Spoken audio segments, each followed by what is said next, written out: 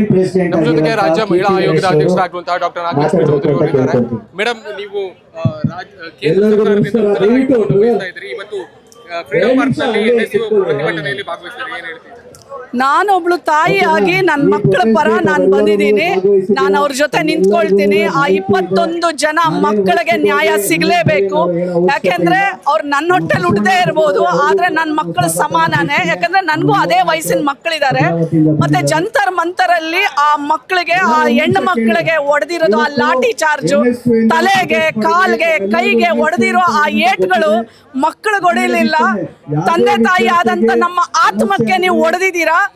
ಇದು ಇಡೀ ದೇಶದಲ್ಲಿ ವ್ಯಾಪಕವಾಗಿ ಇವತ್ತು ಒಂದು ದೊಡ್ಡ ಒಂದು ಆಂದೋಲನವಾಗಿ ಪರಿವರ್ತನೆ ಆಗುತ್ತೆ. ನಮಗೆ ನ್ಯಾಯ ಬೇಕು.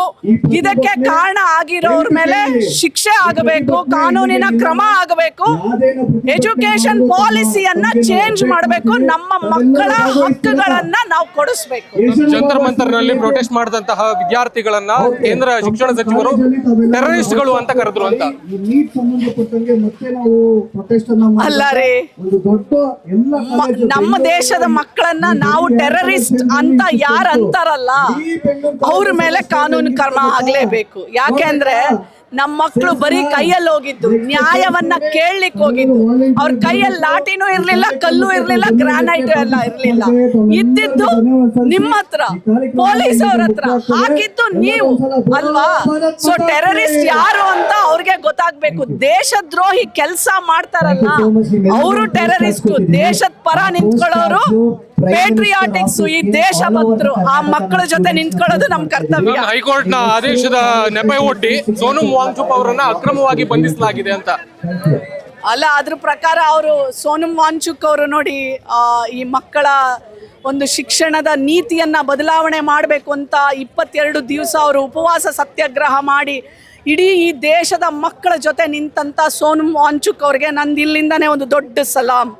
ಅವರಿಗೆ ಏನೂ ಆಗೋದಿಲ್ಲ. ಇಡೀ ದೇಶದ ಎಲ್ಲರ ಆಶೀರ್ವಾದ, ಹಾರೈಕೆ ಮತ್ತು ಭಗವಂತನಲ್ಲಿ ಪ್ರೇಯರ್ಸ್ ಇರತ್ತೆ. ಅವರು ಮತ್ತೆ ಚೇತರಿಸಿಕೊಂಡು ಮತ್ತೆ ನಮ್ಮೊಟ್ಟಿಗೆ ಬರ್ತಾರೆ. ಇದಕ್ಕೆ ನ್ಯಾಯವನ್ನ ಕೊಡ್ಲಿಕ್ಕೆ ಲೀಡ್ ಮಾಡ್ತಾರೆ. ಪ್ರಧಾನಿಯವರ ಸೈಲೆನ್ಸ್ ಬಗ್ಗೆ ಏನು ಹೇಳ್ತೀರಿ ಮೇಡಮ್? ನೋಡಿ, ದೇಶ ಸರ್ಕಾರ ನಮ್ಮಿಂದ ನಮಗೋಸ್ಕರ ನಮ್ಮ ಸಲುವಾಗಿ. ಹಾಗಾಗಿ ನಮ್ಮ ಮಕ್ಕಳು ಅಂತಂದರೆ ದೇಶದ ಪ್ರಧಾನಿಗೂ ಮಕ್ಕಳು ಸಮಾನ.